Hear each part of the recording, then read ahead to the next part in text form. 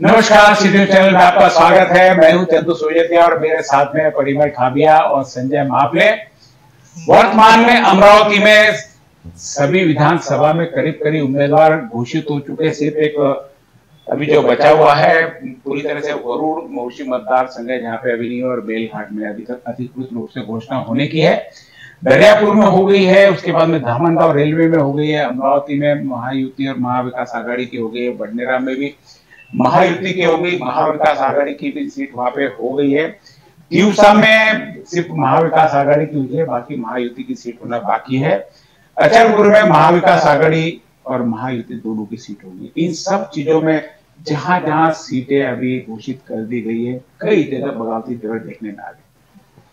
सबसे पहले अमरावती की बात की जाए तो अमरावती से बगावत के रूप में जगदीश गुप्ता ने ताल ठोक दी है।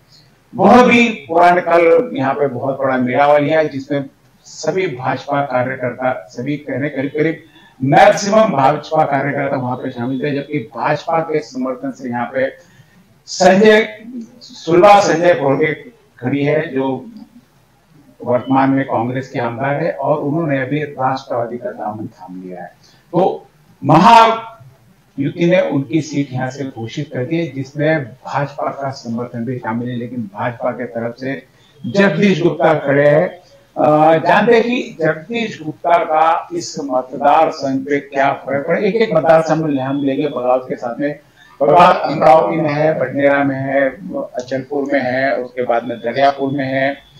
तिवसा में अभी फिलहाल बगावत देखने को नहीं मिली है, और अचलपुर में जैसे मैंने बताया, और वरुण में भी नहीं है अभी मेघा के होने के। दरियापुर, बडनेरा, अमरावती, यहाँ पे अभी बगावत के सूर दिखाई दे रहे। इस बगावत का महायुति और महाविकास आघाड़ी पर क्या फर्क पड़ेगा? क्या महाविकास युति या और महाविकास आघाड़ी क्या इस बगावत में शामिल है, या बगावत के लिए कुछ कदम उठाएंगी? जानते मेरे साथ में दो राजनीतिक विशेषज्ञ है। मेरे तरफ एक संजय मापले और परिमल खाबिया। सबसे पहले जानते हैं परिमल खाबिया से। जगदीश गुप्ता की अमरावती में बगावत हुई और कल मेड़ावा हुआ, जिसमें करीब करीब अधिकतम कार्यकर्ता बीजेपी के थे। क्या बीजेपी के कार्यकर्ता हिंदूवादी चेहरा नहीं होने से क्या जगदीश गुप्ता के तरफ झुकाव होगा, तो इसका नुकसान किसको होगा? देखिए, हम एक बड़े परिप्रेक्ष्य पे देखें। अगर हम लोकसभा चुनाव से इस चीज़ को देखते हैं, लोकसभा चुनाव में भारतीय जनता पार्टी की ओर से नवनीत राणा ने चुनाव लड़ी थी, और संजय खोड़के, सुलभा खोड़के ने अपने आप को उस चुनाव से दूर रखा था। वो महायुति के घटक थे, लेकिन उन्होंने महायुति का धर्म का पालन नहीं किया गया। ऐसी दबी हुई चीज पे यानी बातें बाहर आ रही थी। अब बात महाविकास आघाड़ी में थी जब, हाँ नहीं, लेकिन उस समय भले वो महाविकास, लेकिन संजय खोड़के साहब महायुति में थे, दोनों का अपना नहीं। लेकिन अगर आप देखेंगे तो उन्होंने महाविकास आघाड़ी के लिए भी जो बलवंत, उनके लिए भी काम नहीं किया। उन्होंने निष्पक्ष है कि उन्होंने एक तरीके से उन्होंने वेटन मोस्टली रुके हुए खामोशी ले ली।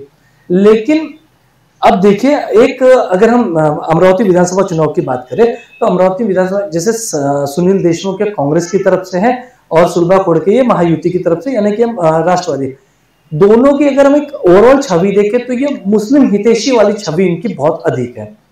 और पिछला लोकसभा चुनाव जो, और जिस मतों से नवनीत राणा हारी है, कहीं ना कहीं एक हिंदूवादी चेहरे के रूप में जगदीश गुप्ता जी अपने आप को वहां पे स्थापित करने की कोशिश की है। और मुझे ऐसा लगता है कि कहीं ना कहीं बीजेपी के लीडर की तरफ से, भारतीय जनता पार्टी की ओर से ग्रीन सिग्नल है कि आप चुनाव लड़िए। तो क्या युति धर्म में क्या ऊपर से भी ऐसे खुद के उम्मीदवारों को गिराने के प्रयास किए जाएंगे? नहीं, देखिए कैसा होगा, सीधा नहीं बिल्कुल। यदि कहते हैं कि भाजपा की ऊपर से समर्थन है, और जैसे भाजपा के कार्यकर्ता भी वहां पर दिखे, जी, तो फिर ये युति में रहने का क्या? ये तो फिर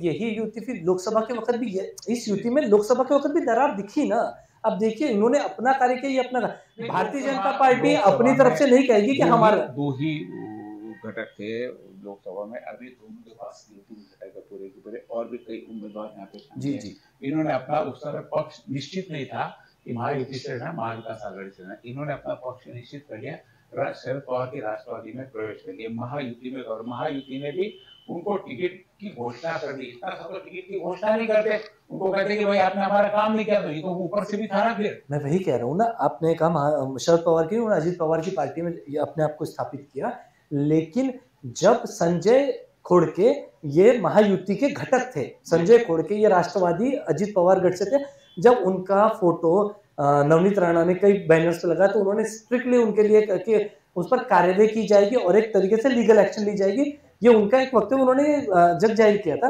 तो मुझे ऐसा लगता है कि कहीं ना कहीं युति धर्म का पालन दोनों ही तरफ से नहीं हुआ।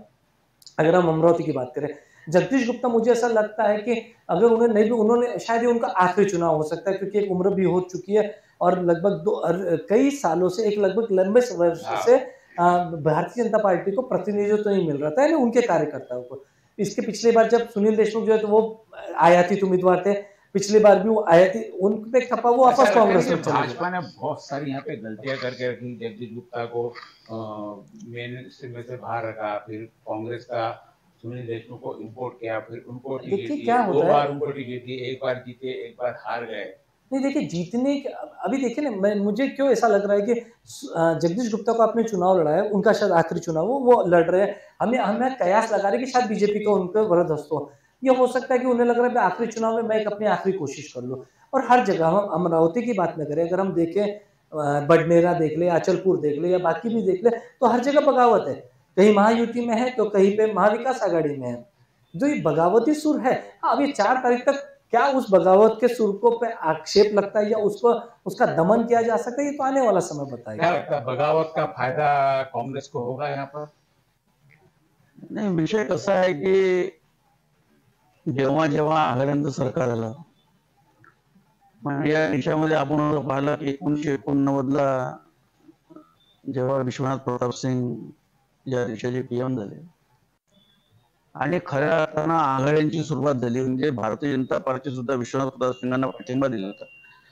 नंतर कमल मंडलच्या त्यामध्ये त्यांनी पाठिंबा मागे घेतला, पण आपण आघाडी सरकारमध्ये गेल्या 30 वर्षांमध्ये पाहतोय की आघाडी सरकारमध्ये जेव्हा जेव्हा कुठल्याही मोठ्या पक्षाच्या जेव्हा मीटिंग्स होतात, त्या मीटिंग मध्ये कार्यकर्त्यांचा सेल घेतला जातो की कार्यकर्त्यांचं काय म्हणणं आहे, आणि त्यांचा सेल घेतल्यानंतर 90% कार्यकर्ते असे म्हणतात की आपण सुबळावर लढलो पाहिजे।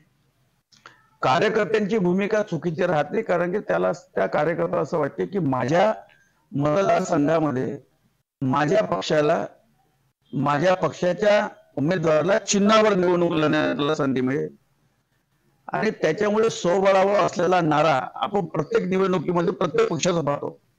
बरं, हा काही अगदी आपण निवडणुकीत तोंडावर पाहत नाही, जोपर्यंत तिकीट वाटपाच्या खऱ्या अर्थानं वाटाघाटी सुरू असताना स्वबळाचे नारे वारंवार चालू असतात। आणि म्हणून खऱ्या अर्थानं अमरावती जिल्ह्यामध्ये बहुतेक ठिकाणी आपण पाहतोय की या ठिकाणी बगावतीचं आपल्याला खऱ्या अर्थानं रूप पाहायला मिळत आहे। आणि अमरावती मतदारसंघाचा जर आपण विचार केला तर एक गोष्ट स्पष्ट आहे या ठिकाणी की जगदीश गुप्ता या ठिकाणी जवळपास विधान परिषद आणि विधानसभा या दोन्ही निवडणुकीमध्ये ते 25 वर्ष या जिल्ह्याचं, या शहराचं त्यांनी नेतृत्व केलं, आणि जवळपास 2.5 ते 3 वर्ष या जिल्ह्याचे ते पालकमंत्री होते, वनमंत्री होते। आणि तेव्हा भारतीय जनता पार्टीचं अस्तित्व खऱ्या अर्थानं जे उभं राहिलं, तर एक लोकांचा सूर असतो की जगदीश भाऊ गुप्तांमुळे या ठिकाणी भारतीय जनता पार्टी या शहरामध्ये, जिल्ह्यामध्ये स्ट्रॉंग झाली। परंतु मधल्या कालावधीचा आपण तो कालखंड पाहिला 15-20 वर्षाचा, तिथून जगदीश गुप्ता राजकारणाच्या बिलकुल अलिप्त राहिले। म्हणजे कधी कधी कार्यकर्त्यांना असं वाटायचं की आता भाऊंना सगळं आता म्हणजे सोडून दिलेलं आहे, आणि अगदी निवडणुकीच्या तोंडावर आपण असं पाहिलं की जगदीश भाऊंनी निवडणूक लढण्याचा निर्णय घेतला।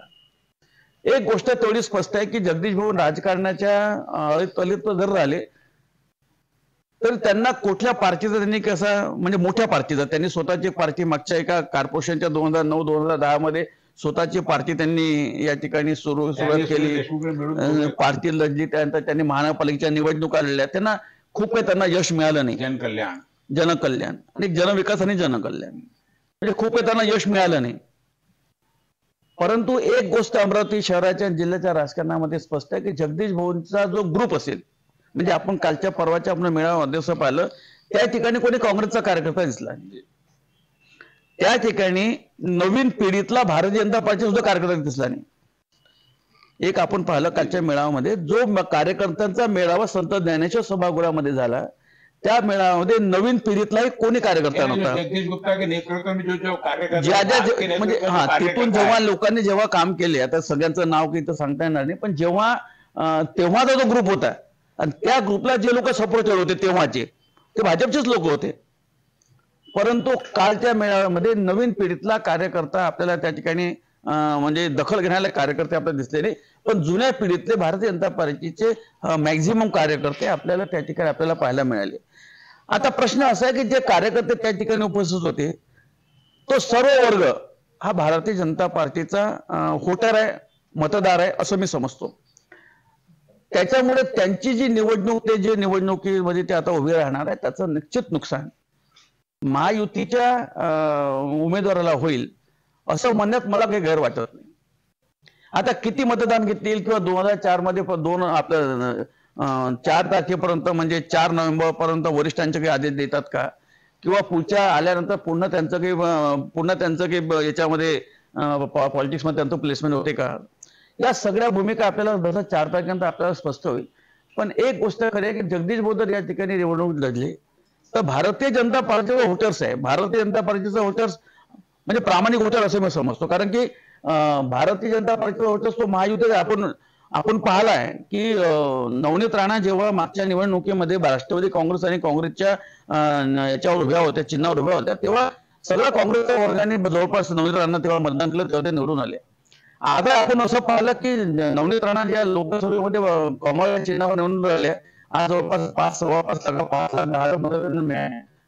जनता पार्टीच्या लोकांनी प्लस त्यांनी सगळ्या मदत केली. 2-4 लोक प्रत्येकाकडे नाराज असते, एवढ्या मोठ्या राजकारणामध्ये एवढ्या मोठ्या पक्षामध्ये 200 लोक नाराजी असते, हा साहजिक आहे. तो 16% परंतु हा जो गुप्तांच्या मागे होता काल तो होता, हा सगळा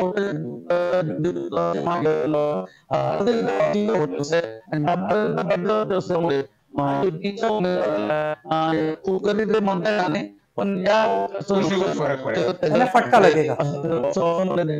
महायुति के उम्मीदवार में बगावत है, निश्चित रूप से इस पार्टी से बगावत होगी, कहीं न कहीं उसका असर उस पर होगा. लेकिन पिछले बार का लोकसभा का चुनाव 40,000 की दोनों की है, कांग्रेस की है, और दोनों यहाँ पे जो अभी जो महाविकास आघाड़ी महायुति है, दोनों कांग्रेस विचारधाराओं के चेहरे, तो निश्चित रूप से वो वोटों का भी बंटवारा साथ में है. हम ऐसा नहीं कर सकते कि खोल के है तो सिर्फ हिंदुत्ववादी वोट है, जो सबको लेके रहने वाले, और एक कभी जो राष्ट्रवादी से यदि बीजेपी से खड़े तो शायद हो सकता फर्क पड़ता चेहरे का, लेकिन राष्ट्रवादी से खड़े तो इसलिए बहुत सारे समाज को वोट देने में एलर्जी नहीं होनी चाहिए, क्योंकि जिस ढंग से उनकी पैठ है सब लोगों में, लगातार पिछले 5 सालों से कांग्रेस के ये रहे गए, और 5 सालों में मतदारों के बीच में जाकर अपनी पैठ बना लेना, और जो हम देख रहे हैं कि जो महायुति को बीजेपी को वोट बैंक नहीं जाता,